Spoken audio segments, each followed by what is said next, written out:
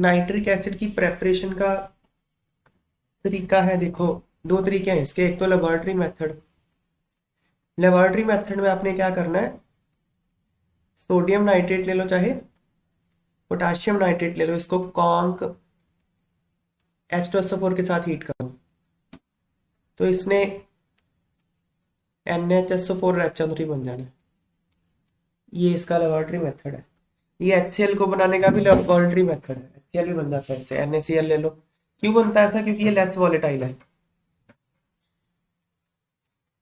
ये less volatile और ये मोर वॉलेटाइल है, तो लेस वॉलेटाइल से मोर वॉलेटाइल बन जाता है। ये तो लेबोरेटरी मेथड हो गया। कमर्शियल मेथड क्या है?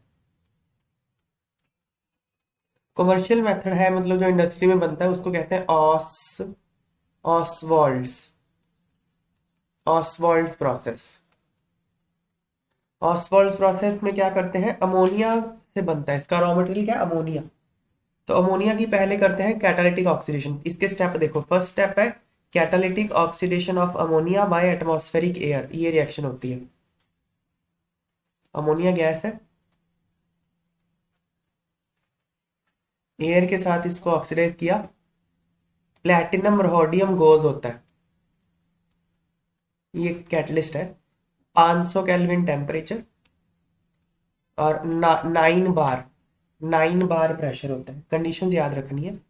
तो इससे क्या बन जाएगा, नाइट्रिक ऑक्साइड बन जाएगा।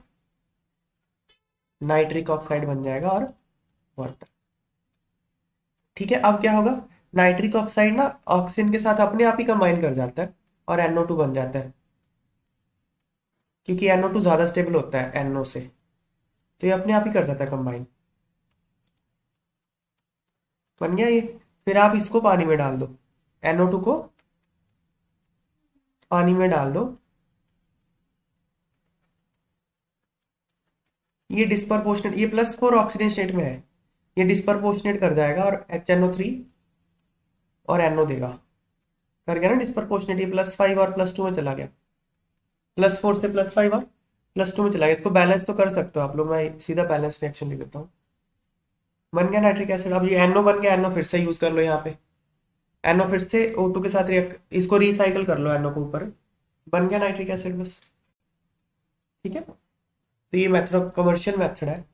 कैसे बनता है, अमोनिया का पहले तो ऑक्सीडेशन कर दो कैटालिटिक, NO बन जाएगा, NO अपने आप NO2 बन जाएगा, NO2 को पानी में डाल दो, डिस्प्रपोर्शनेट करके HNO3 और NO बन जाएगा, बस बन गया। फिर नाइट्रिक एसिड के दो रिएक्शन बहुत इंपॉर्टेंट हैं, वो मैं बता देता हूँ। चलो बता, क्वेश्चन करते हैं पहले।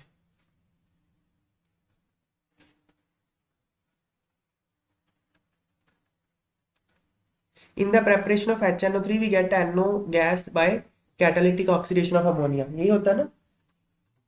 The moles of NO produced by oxidation of 2 moles of ammonia will be, तो अब देखो अमोनिया, ये रिएक्शन है बैलेंस रिएक्शन, ये लिख लोगे ना बैलेंस रिएक्शन। तो अमोनिया को आप ऑक्सीजन के साथ कंबाइन करते हो, प्लैटिनम रोडियम गॉस 500 केल्विन 9 बार, तो ऐसे 4NO6 वाटर बनता है।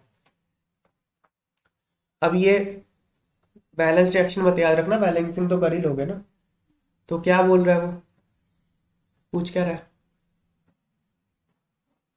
2 मोल ऑफ अमोनिया ऑक्सीडाइज करा ना, और कितने NO बने, 2 ही बनेंगे। जितने मोल ऑफ अमोनिया है उतना ही मोल तो NO है, तो अगर अमोनिया का 2 मोल है तो NO भी 2 मोल ही होंगे। आंसर 2 आ गया, मतलब ऑप्शन 1।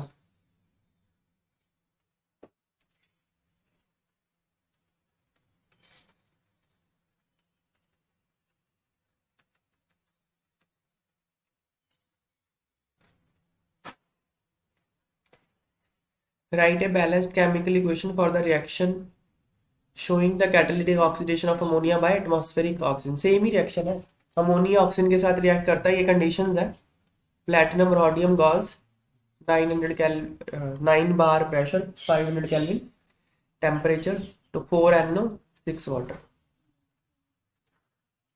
ये रिएक्शन बहुत इंपॉर्टेंट है नाइट्रिक एसिड की। Give an example to show effect of concentration of nitric acid on production of on the formation of oxidation product। Copper के साथ और जिंक के साथ रिएक्शन, HNO3 की डाइल्यूट की और कॉन्सेंट्रेटेड की याद रखना। देखो अ, अगर नाइट्रिक एसिड, पहली बात तो नाइट्रिक एसिड एक ऑक्सीडाइजिंग एजेंट है, ठीक है। वो कॉपर को और जिंक को या बाकी और भी मेटल्स को, बहुत सारों को वो ऑक्सीडाइज कर देता है। तो कॉपर को ऑक्सीडाइज करके कहाँ पहुंचा दिया उसने, +2 में पहुंचा दिया ना। देखो कॉपर नाइट्रेट +2 में है यहाँ पे। जिंक को भी ऑक्सीडाइज करके उसने जिंक नाइट्रेट +2 पहुंचा दिया ना। ऑक्सीडाइजिंग एजेंट की तरह काम कर रहा है। अगर वो ऑक्सीडाइजिंग एजेंट की तरह काम कर रहा है, उसकी खुद की तो रिडक्शन होगी, होगी ना रिडक्शन। अब रिडक्शन होके वो क्या बनेगा ये डिपेंड करता है कि नाइट्रिक एसिड कॉन्सेंट्रेटेड है या डाइल्यूट है।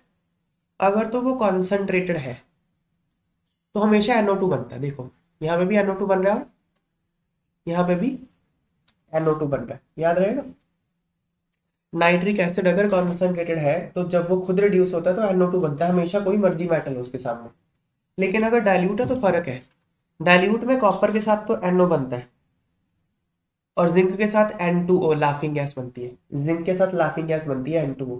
कॉपर के साथ नो कॉपर, याद रखो नो कॉपर।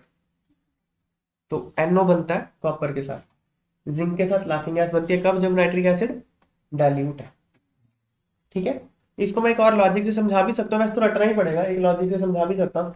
देखो नाइट्रिक एसिड ऑक्सीडाइजिंग एजेंट की तरह ज्यादा अच्छे से कब काम करेगा, जब वो डाइल्यूट है या जब वो कॉन्सेंट्रेटेड है। जब कॉन्सेंट्रेटेड है, क्योंकि वो शक्तिशाली होगा, ऑक्सीडाइजिंग एजेंट है, ज्यादा शक्तिशाली कब होगा, जब कॉन्सेंट्रेटेड है। तो बेटर ऑक्सीडाइजिंग एजेंट कब होगा, जब वो कॉन्सेंट्रेटेड है। देखो यहाँ पे +5 में है ना, यहाँ पे भी +5 में, यहाँ पे +2 में, यहाँ पे +4 में है। तो जब वो +5 में है तो उसका एफर्ट कम लगेगा। नाइट्रिक एसिड का एफर्ट सामने वाले को ऑक्सीडाइज करने में कम लगेगा अगर वो +5 में कॉन्सेंट्रेटेड में है। तो अगर उसका एफर्ट कम लगेगा तो उसकी रिडक्शन कम होगी ना। तो +5 से +4 ही गया, बस थोड़ा सा रिड्यूस हुआ। लेकिन जब वो डाइल्यूट है उसका जोर ज्यादा लग जाएगा। तो कहाँ पहुंच गया, +5 से +2 चला गया, बहुत ज्यादा रिडक्शन हो गई उसकी। काम उसने वही किया, कॉपर को 0 से +2 पहुंचाया, पर इसका जोर यहाँ पे ज्यादा लग गया क्योंकि डाइल्यूट था। यार लॉजिक में याद रहे ना रहे, पर आपको बात याद होनी चाहिए यार। अगर नाइट्रिक एसिड कॉन्सेंट्रेटेड है तो NO2 बनाएगा। अगर वो डाइल्यूट है कॉपर के साथ नो कॉपर, जिंक के साथ लाफिंग गैस।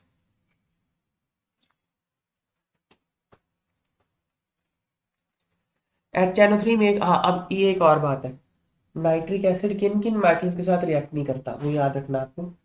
एल निकोफिकर याद रखना, एल निकोफिकर। एल निको एक अलॉय होता है ना, एल निको, एल निकोफिकर। ये जो मेटल्स है ना, जब नाइट्रिक एसिड इनके साथ रिएक्ट करता है तो इनके ऊपर एक ऑक्साइड की लेयर बना देता है। तो ऑक्साइड की लेयर बनाने के कारण वो लेयर नाइट्रिक एसिड को फर्दर मेटल के साथ रिएक्ट नहीं करने देती। तो मतलब इनके साथ नाइट्रिक एसिड पैसिव हो जाता है। तो आयरन तो इसमें है, nitric acid makes iron passive is correct. HNO3 forms a protective layer of ferric nitrate on the surface of iron। Nitrate थोड़ी है, फेरिक नाइट्रेट थोड़ी ऑक्साइड बनाएगा। फेरिक ऑक्साइड की गलत है, ये रीजन तो गलत है, ठीक है।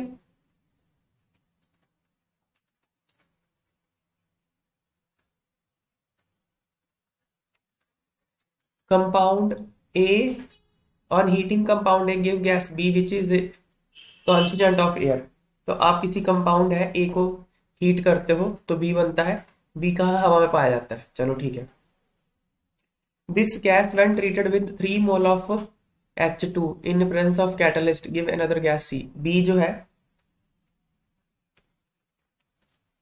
B को मैंने 3 मोल ऑफ H2 के साथ रिएक्ट कराया और मुझे एक और गैस मिली C। C क्या है नेचर में, बेसिक है, ठीक है। Gas C on further oxidation in moist conditions give compound D। ये जो C गैस है इसकी फर्दर ऑक्सीडेशन कर दी हमने और क्या बन गया, D बन गया। D क्या है, एसिड रेन का कॉन्स्टिट्यूएंट है। Identify A to D and also give necessary equations steps involve. तो देखो अब एयर में क्या क्या होता है मुझे बताओ। एयर में नाइट्रोजन होती है, ऑक्सीजन होता है मेनली। तो आप, ऑक्सीजन तो होगा नहीं क्योंकि आप इसकी ऑक्सीडेशन वगैरह करे जा रहे हो फिर से, तो ये नाइट्रोजन होगा ना, ये नाइट्रोजन है ना। ठीक है। तो आ, ओके, ये नाइट्रोजन है, तो किसको हीट करके नाइट्रोजन मिलता है? सिर्फ नाइट्रोजन मिलता है, देखो ये सारे रिएक्शंस हो गए।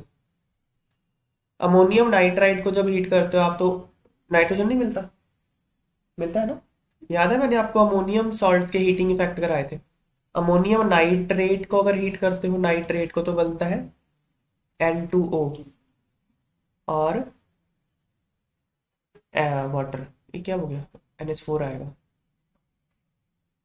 NH4 और वाटर, ये बनता है ना अमोनियम नाइट्रेट को। और अमोनियम नाइट्राइड को हीट करते हो तो N2 और वाटर बनता है।